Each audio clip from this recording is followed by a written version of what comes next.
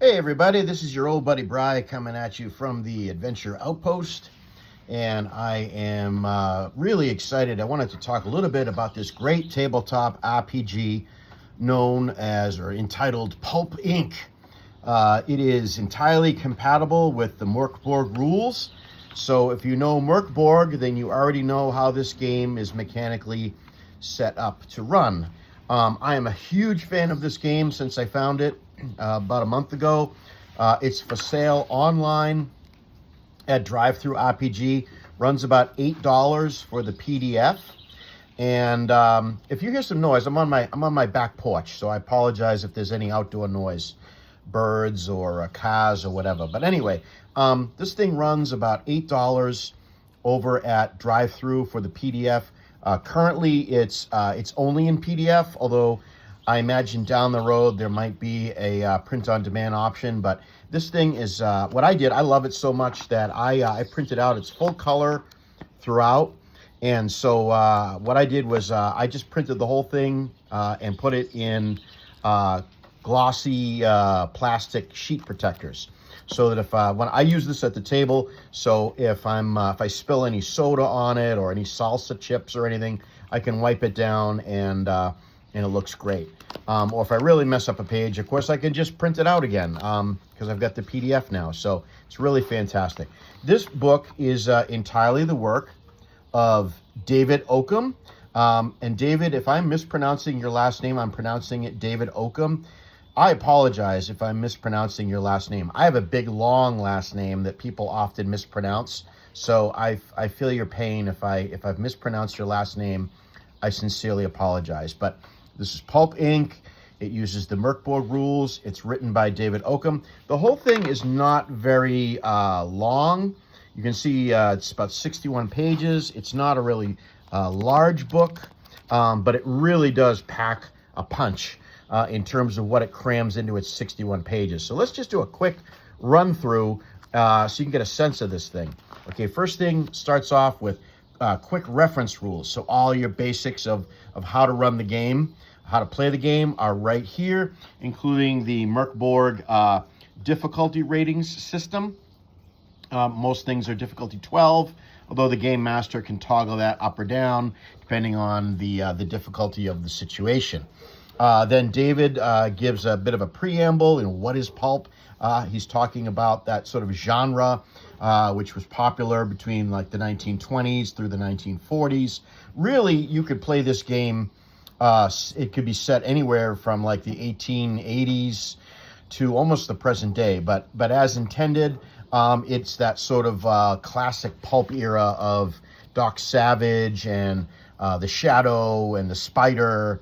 And, all of that kind of sort of between the world wars period with lots of exciting, daring-do, action, adventure, and mystery. So then we get into character creation. The steps for character creation are very well laid out, very, very smooth, very, very simple, but not simplistic. I think that's a hallmark of this game. It's simple, but it's not simplistic. It's like Morkborg in that way. They're both genius games in the fact that they put something out. It doesn't have to be 300 or 400 pages long to get what it needs to get across. So you're getting a great game, packs a lot of punch for 61 pages. So there's your character creation rules. Your character sheet is right here, one-page character sheet. Then we get right into character creation, starting with your character's background. And you can just roll these up. You can choose or roll. There's all these different backgrounds that your character might have. And those are going to add a boon or a bane to any sort of a difficulty rating, depending if that background might apply to a situation. So there you go on that.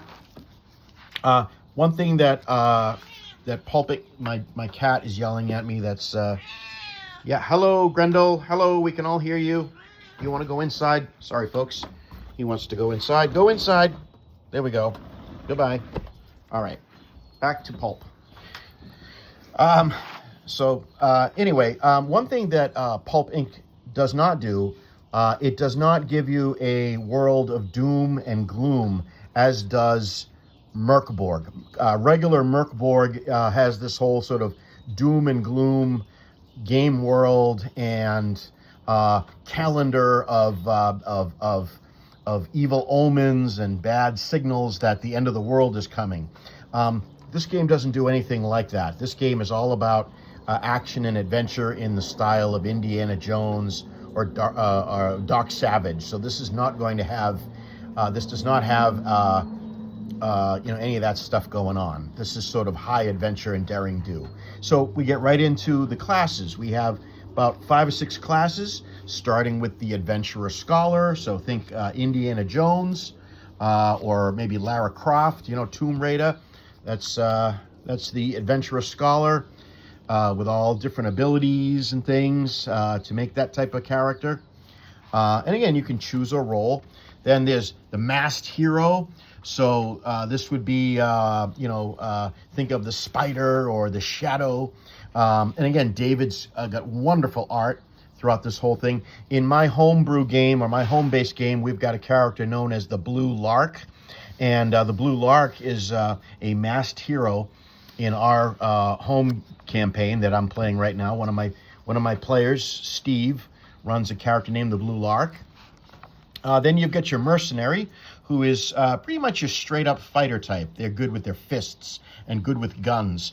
Although all of these different options here, all of these rolled or options that you roll or choose can make very different characters. So like you could have 2 mercenaries and be in the same group, and they are going to be different from one another depending on what's rolled for their backgrounds and their traits and things. So that's kind of nice. They're not cookie cutter. Then you have the Mystic. Okay, the Mystic. Think of a Mandrake, the magician, or someone like that, sort of almost like a Doctor Strange. It can be someone who uses genuine magical arts, occult arts and mystical arts, or it can be someone who is more of a stage magician who does kind of stage illusions and tricks, or it could be someone who is a combination of both. But you've got the Mystic right there. Then you've got the other side of that coin would be the Weird Scientist. So you can create, anybody from, like if you look at David's pictures here, you've almost got like a Herbert West Reanimator, kind of H.P. Lovecraft looking guy, right next to someone who looks like the Rocketeer, or some sort of rocket ranger. So really, just like you could have 2 mercenaries that are different from each other, you could have 2 weird scientists that are very different. One could be sort of a crazy alchemist, the other one's a genius with mechanical things. It all depends on what you roll up or choose out of the different options. Fantastic stuff. Then we go into the Wild One. In my home-based game, we've got a character who is Gunga the Wild Man. And so with the Wild One, think of someone like Tarzan of the jungle or Jana of the jungle. And you've got a picture of someone who's maybe raised by wolves or apes, or who was abandoned in the forest, somehow was lost, and somehow survived. So you've got that sort of classic kind of wild man, noble savage, sort of Tarzan character going on here. And again, with the different options that you can roll or choose, you can have very different types of characters. So even if you had like 2 or more wild ones in your group, they're not going to be the same cookie cutter character. Okay, then we get into some just description of the abilities themselves, some rules of the game with hit points, and if you're hurt bad, what happens, and if character death happens, what's going on. Area of origin, so maybe your character hails from Italy or West Africa or India. It can be from any part of the world here. So languages, starting age, sort of the nuts and bolts of the game, and getting a character off the ground. Some more things. These are past events that might have happened to your character before their first adventure. So maybe you're wanted in your own hometown or land, or maybe you survived a shipwreck, or maybe you died once and something happened, you came back. So it's really, if you ran into bad guys in your history, what types of bad guys were they? You have quirks if you want to round out your character with some quirky personality traits.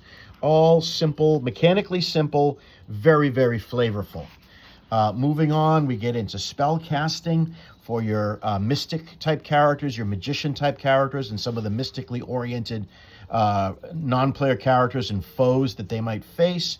And again, mechanically, it's very, very streamlined.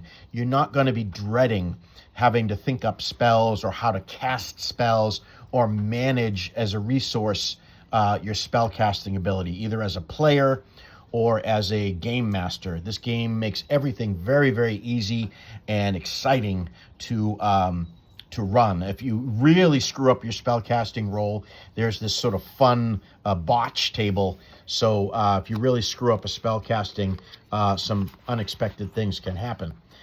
Supernatural powers. So this also is for your mystic characters, or it might be your masked hero has some sort of ability. So you're going to be maybe rolling on this chat for different. If the characters find a mystical artifact, it might have a power that's listed here.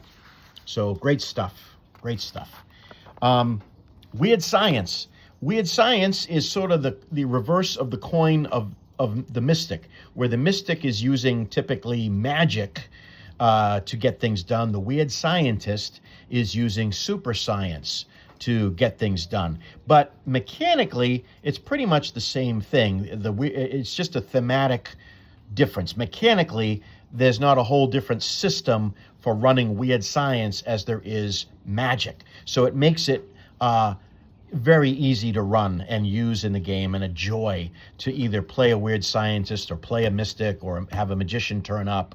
It's all very easy to do. You can see the weird scientist might bind their powers into a helmet or a pistol or something in their suit or clothing. So it's really fun to have all these different very pulpy types of characters in the game. Then we go into just your mundane equipment the characters might have access to. Here's some weapons, melee weapons, ranged weapons. Going over here, you can see there's guns, all kinds of guns, everything from a regular revolver to a Tommy gun to an elephant gun. Auto fire and running out of ammunition and those kinds of rules are very easy to manage in this game. It's very cinematic, so you're not having to stress over, oh man, I'm firing a huge volley of shots. It becomes a math equation. Nope, it's going to be very, very quick to do. Or if you need to figure out how much ammo you've got left, again, it's all cinematic, very, very easy. Couple of rules to figure all that out. Very, very simple. Here's your armor right here if your character is armored up. There's some mechanical effects for armor. Here's some other equipment over here that you have, and then we get into some vehicles. Here's ground vehicles like motorcycles and armored cars and police cars, all the statistics for those. Then we get into aircraft, different aircraft, biplanes and zeppelins, again, very pulpy era. And then, watercraft, yachts and tramp steamers and U-boats, again, right out of the pulp genre. And then we have very, very simple rules to run chases. Simple, but elegantly simple. Just like all the other rules in this game that harken back to Merkborg. Very simple, but elegantly simple, brilliantly simple. So it's easy and fun to run a chase or to have combat going on between different vehicles. And here's another wonderful illustration of David's. It shows an adventurer in his little old-fashioned car, and looks like these creatures are chasing him, or who knows, maybe he's got some sort of telepathic control over these things. Who knows? But very evocative artwork throughout the whole thing. Then we get into some of your core mechanics just to run the game. Again, talks about the difficulty ratings right here. Crits, crit rolls, natural 20s, natural 1s, so crits and fumbles, advantage, disadvantage. And then there's pulp points. These are just like the omens, if you know Merkborg and how omens work. You've got pulp points, same type of thing. You spend a pulp point to bend fate a little bit. If you're really stuck up in a jam, if you've got a pulp point available to you, you can place down a pulp point and get to re-roll a roll or deal max damage or some other way to kind of bend fate in your favor a little bit. and get out of a gym. Again, very in keeping with the pulp genre itself. Then we get your combat rules. So here's your core mechanics for most things. And then if it gets into combat, you get your combat rules over here. Again, very, very simple, very, very straightforward. Getting better. This page deals with not only healing yourself if you're injured, so stabilizing and resting. So you get your, if you want to make your character better in terms of they've been banged up in some mishap or combat, you can do that. Then you've also got your advancement to advance your character over many sessions of play. And just like regular Merkborg, there are no experience points to track. It's when the game master decides that the character or characters have been through enough that they should level up. Then the game master declares that, and there are some mechanical things that come into play. Very, very swift, very, very simple. Leveling up is not a mathematical headache in this game. It's not having to plan to the nth degree. It's very, very streamlined and straightforward. So it's easy to figure this out and get on with it.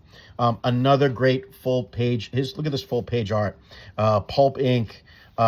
Look at this. Look at this. Doesn't that look amazing? Doesn't that just scream pulp action and adventure?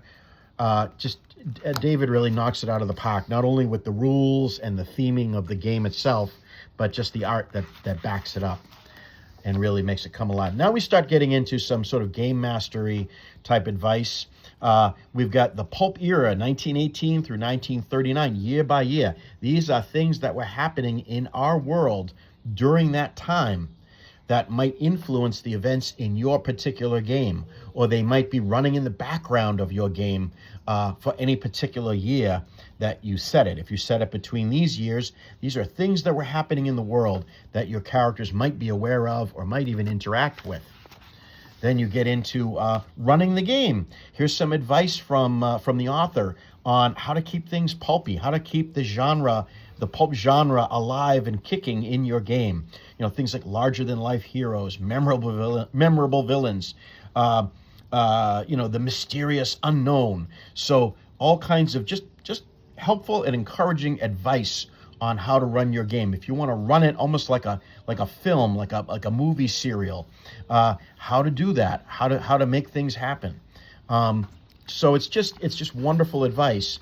How to manifest cliffhangers and revelations and reversals and escalations and resolving cliffhangers. So these are ways to kind of keep the pulp genre going in your game. None of it is mechanical. None of this part is anything you must do. It's just helpful advice that the author has put in so that your game can emulate that particular genre and style of play. Then we're going to move into some more mechanics. So it's not just general sort of advice, but we're going to get into some of the villains and foes and non-player characters.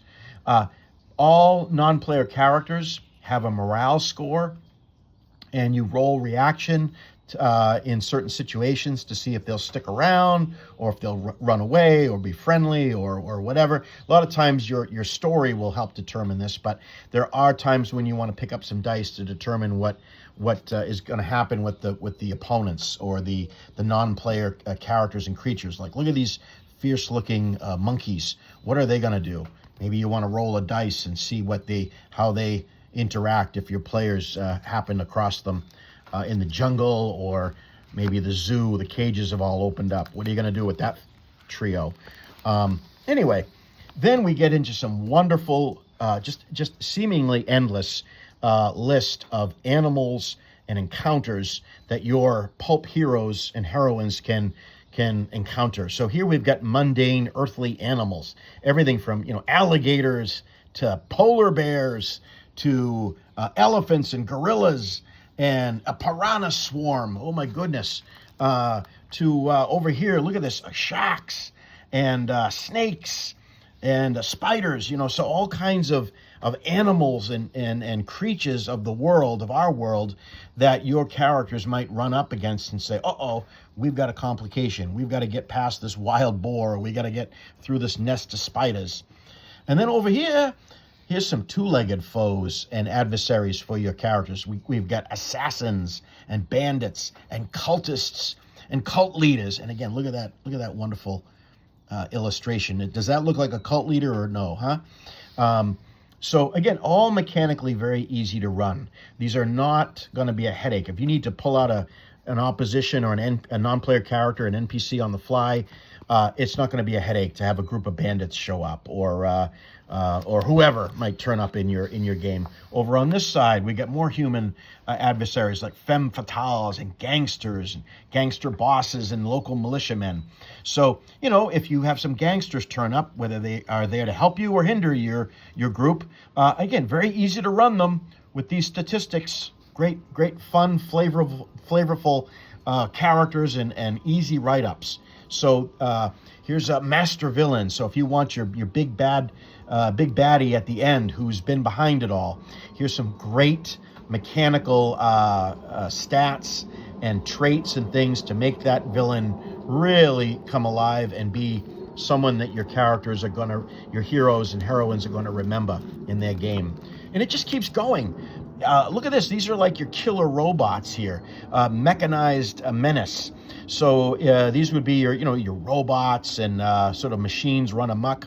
And these can be anything from regular person-sized robots right on to colossus giant robots that might attack a city, go clomping through the downtown. So all the stats and all the tricks are here for the game master to take that robot and make it as big or as little or as dangerous as will thrill your play group. And it just keeps going. Here we have mercenaries, police officers, soldiers, and spies. So when Indiana Jones is punching out the Nazis, well, here they are. So if you want your heroes to be punching out Nazis, here's some soldiers and mercenaries and secret police officers for them to trade blows with. It's just great. And again, very mechanically, it's all done with the Merkborg mechanics. Very, very easy to run, which makes it very easy for your story. As your players are going through their adventures, they can go down any avenue that they choose, and it's easy for the game master to keep up with their decisions because it's easy to pull out these monsters and adversaries and whatnot to challenge them and thrill them. Look at this. Keeps going. Carnivorous plants. Dinosaurs. I mean, here's a pterodactyl and a T-Rex and a Triceratops. So I think of H.G. Wells in The Lost World or Journey to the Center of the Earth. Here's some of those creatures coming into play. Then going over to this page, here's where we get into H.P. Lovecraft and ghosts and ghoulies and things that go bump in the night. So here's your sort of H.P. Lovecraft eldritch horror that's going to maybe threaten your characters, your players with a bit of insanity when they behold it. And then here's your fish person. I mean, this would be like the creatures in H.P. Lovecraft's story, The Shadow over Innsmouth. So if you want your characters to be fighting a gill man or guild fish person, there you go. Ghosts, ghouls, and now we get into giant ants and giant bats. Think about the 1950s drive-in movie theater monsters, keeps going, giant octopus, giant spider, and then lizard folk, mad science menace. This is like a Frankenstein's monster right here. The mummy, if you want to go over to Egypt perhaps and deal with the mummy's curse, you've got a mummy right here. Or if you go to Central America and you're exploring Aztec ruins, maybe there's a mummy in one of those Aztec pyramids. Who knows? Or there could be anything. Could be a carnivorous plant. You never know, but you can do it all with what the author has supplied here. It just keeps going.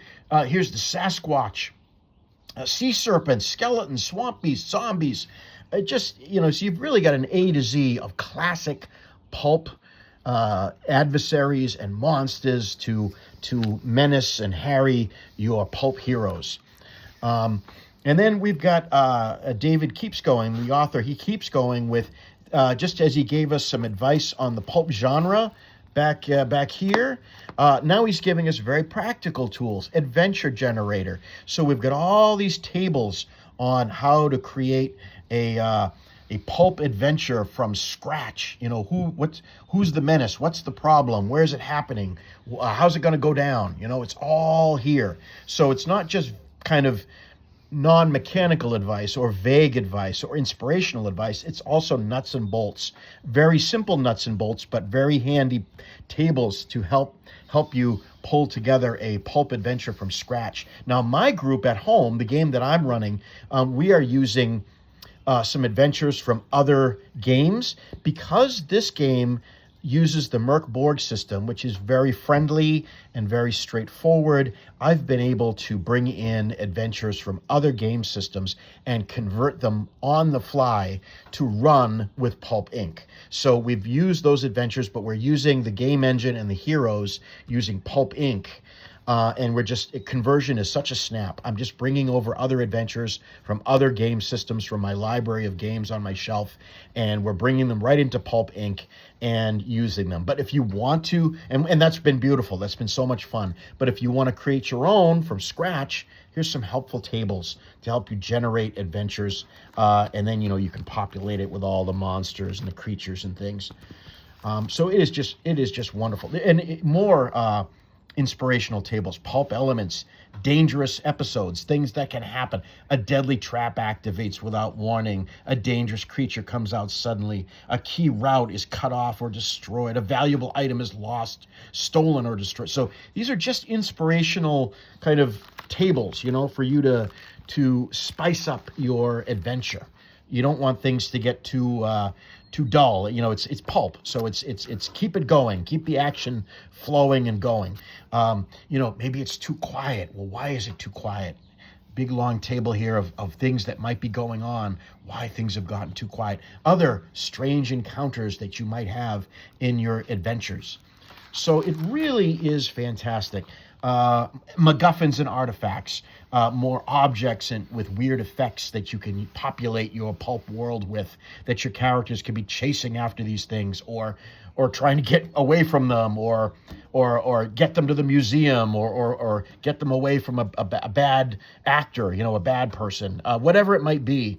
All of these different tools and different ways to create your adventures. And then finally, the author, David Okum, has his final thoughts on the game, on the genre, on all the things that make pulp. And then at the very end, he says, keep it fast, keep it strange, and keep it fun. And this game delivers in spades on all of these notes. This has just been, for me, a real game changer. I love this game. I found it maybe about a month ago. Online, for a mere, I think it was $8, and I downloaded it, immediately fell in love with it. Had to print it out in color because it's just gorgeous, and it's so full of great ideas and how to create great characters and have great adventures. And we've been having a blast. My local group, we've been playing it now and having just such a wonderful time with this game. And I would highly recommend it to anybody out there who is in any way interested in the pulp genre and wants a game that is easy to run, easy to play, simple but not simplistic, and just full of flavor, full of fun, and for a very, very reasonable price. You're not going to break the bank going out and getting this thing. What you are going to be doing is bringing a boatload of fun into your game sessions with this game. The author, David Okum, he has promised some expansions for this game. I know of one that he's teased and that hopefully will be coming out in the next month or so, and I can't wait for that. But I don't want to speak to that because it's not out yet. Right now, it's only the core book, Pulp Inc. I mean, it alone, you've got worlds and worlds of adventure in here. So this alone is gonna be fantastic. But as if and when David brings out supplements for this game, add-ons, enhancements, supplements, I'm there for it because this is just so much fun. Anyway, I'm going to leave you with that. I'm on the 30-minute mark now for this game, but it's Pulp Inc. It's by David Okum. It's compatible with Merc Borg, so bring in all your other Merc Borg stuff if you want to bring in your Pirate Borg or your Merc Borg characters or non-player characters or monsters. They're going to work with this game no problem.